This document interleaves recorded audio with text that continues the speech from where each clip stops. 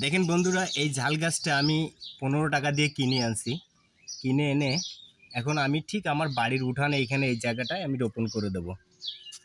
এই যে দেখেন ঝাল গাছটা কত সুন্দর।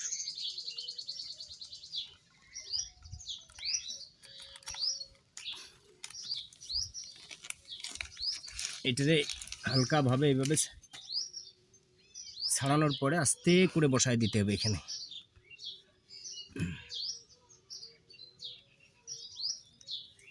বসানোর পরে সাইড দিয়ে মাটি দিয়ে দেব।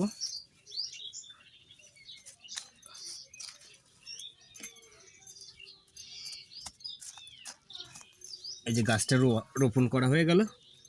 এবারে আমি একটু জল দিয়ে দেব একটু পরে।